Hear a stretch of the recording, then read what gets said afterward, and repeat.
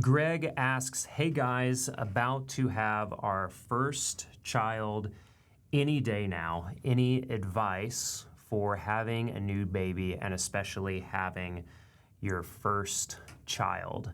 This is the advice that I give new dads, and I have some notes. I have some notes written down right here that I'm going to share with you, because in the first 3 months specifically, so you're a new dad, first 3 months, what kind of things should you be thinking about and focusing on? And I'm also giving this advice as someone who, I expect that you're probably still going to be working during this time. If you don't need to work, you don't need to work as much, that's great.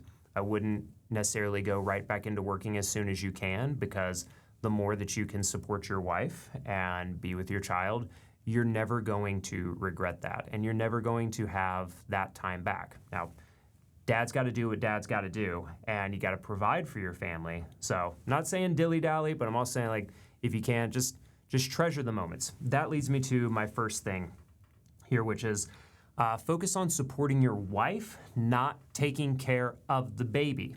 Of course, you're going to take care of the baby, but your wife has literally been optimized to take care of the baby. You need to focus on taking care of your wife. And that might sound a little counterintuitive, but that should be a new dad's number one focus, is taking care of his wife, not taking care of the baby.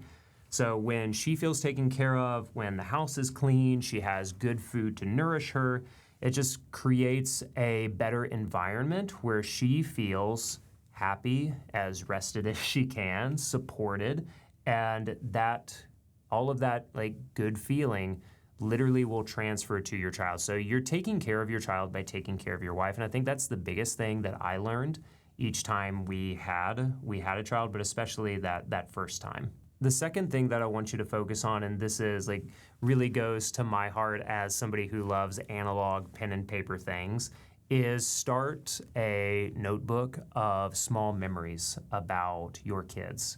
And especially for the first one, like I would just do, like my friend Sean Blanc talks about the one highlight a day.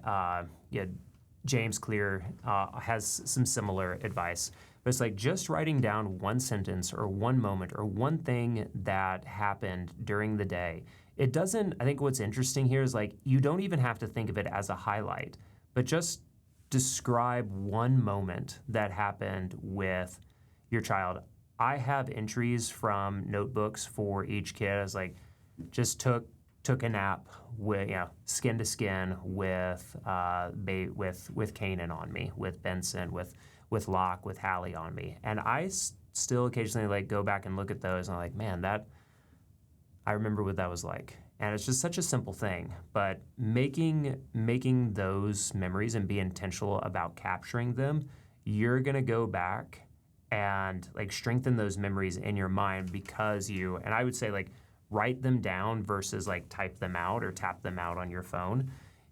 They will strengthen in power, and you'll retain that memory in a stronger way if you write it down. Another way that I remember our kids is that, and I put this in the notebook as well, are the shows or movies or books that I would go through for each kid. And because you're going to be up late some nights, you're going to be up in the middle of the night. I remember when Kanan was born, that was like the 3-month stretch that I read Ready Player One and The Martian. And when Ben was born, I watched 3 seasons of Game of Thrones in like 2 weeks. And I watched, I think, like when Locke was born, I watched like all the Christopher Nolan movies. And when Hallie was born, I read like 2 Brandon Sanderson 1,000-page books, like from the Stormlight Archive. And so there are these memories that I have now when I pick up those books or I watch those shows or those movies. Like with Hallie, I watched the extended edition, 12-hour Lord of the Rings. Everything's 4 hours long. So there are these things now that I associate with the early days of my children and time that we're just sitting together and they're asleep or I'm trying to get them to sleep. And I'm just walking around, bopping them a little bit, just, seeing Aragorn, do one for Frodo at the gates. These are great memories, but it's because I captured them, I wrote them down, and now it's that I'm associated with such a wonderful experience with my children. Going back to taking care of your wife, this is something that you as a dad and a husband can be very proactive with, is the food that your wife has, the nutrients that she needs. Don't just be somebody who orders a bunch of Uber Eats, or if you do, like, be very intentional. Like, the food and drink and vitamins that your wife takes in during this time is super important. So a few ones to recommend to you. And I will say, like, my wife, Morgan, she's a fertility coach, but she also helps women with their nutrition and their recovery in like the 40 days following the birth of the child. But so she told me this, years ago, and I've just kept a list, is make sure you have nutrient-rich foods. Bone broth is really good here, and you can buy a lot of good, like, grass-fed, organic bone broth just like at the grocery store now. Kettle and Fire or Epic are good. I would also like go to your local farmer's market or to the butcher and see if you can get bone broth from them directly as well. Electrolyte supplements like Element. Another one are like herbal teas. So you can get like Mother's Milk. There's a lot of like and if you go to a tea shop and say like, hey, we just had a baby, what kind of teas do you recommend for a new mother? A good like tea shop owner or herbalist especially is going to be able to help you like figure that out. One that I recommend from when we lived in Nashville is High Garden. I was like, herbal garden? So High Garden tea. These are really simple. These are helpful ways to boost her energy, boost her well-being, making sure that she's getting the nutrients that she needs. And like I said, just make sure you're either ordering or cooking really good food for her. Avoid the seed oils, avoid like inflammatory like things. Just focus on like getting your wife nutrient-rich foods, very clean, that will help her recover and that will like literally transfer to your child as well. When it comes to work, now you may just be going to work, but if you're like me and you have some control over your time, maybe you are working remotely or you have your own business, you still need to get things done and provide for the family. You still need to make money and do your thing.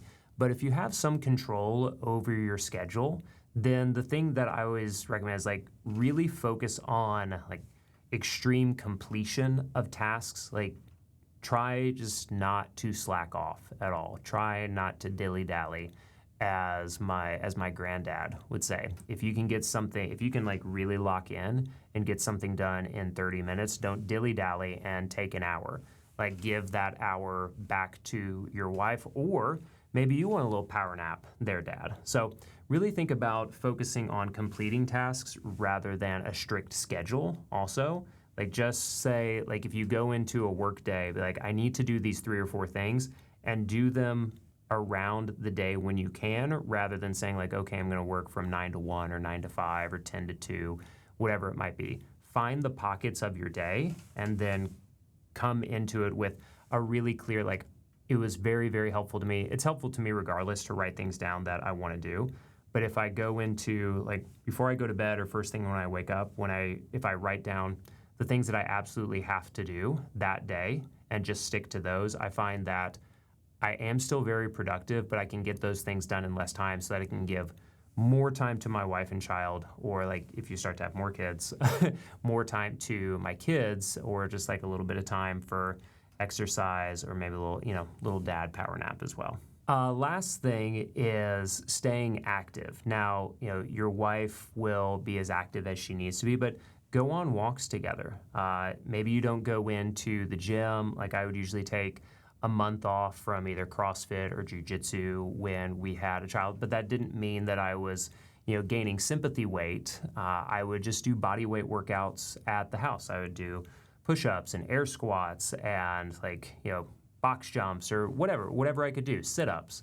I would just do some of those things, get a kettlebell. I would do some of those things and go on walks with my wife or bike rides. It's good for your physical and your mental health. I would just say stay as active as you can, but again, that activity and the way that you are active should kind of take a back seat to your wife and to your child, especially in these first couple of months. Doesn't mean don't work out. I wouldn't give anybody that advice.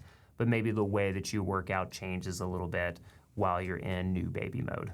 Bottom line, being a parent is the greatest gift and the most fun thing that I've ever done and been a part of in my entire life. And so with this first child, you are a part of our club. You are a part of something that is bigger than yourself, and it's the most exciting thing. Doesn't mean it's going to be hard, not going to be hard, because it is. Doesn't mean you're not going to get bent out of shape or frustrated, because you will. And it doesn't mean that you won't gain a little bit of weight, because you might, maybe not. But it's the most meaningful. I believe it's one of the most meaningful things, if not the most meaningful thing that you can do with your life, is be a good dad. And I had another new dad. His name was Chris. He's about to have his first child, and he's like, yeah, I have all these ideas for what I want to do with work, and I might be starting a new business. And I'm like, man, does any of that matter when we're talking about I'm gonna have a baby? I'm like, and he was like, I just want to be like intentional and dialed in and be present. I was like, what I find is that dads who come into the first, like having the first baby or having any child, I just hope that I'm intentional enough, that I'm present enough, that I'm helpful enough. If you go into it thinking with the intention of wanting to do that, then you're gonna be fine. But what I'm trying to say is, like, if you're worried about being a dad and like, are you gonna measure up? Are you going to be a good enough dad?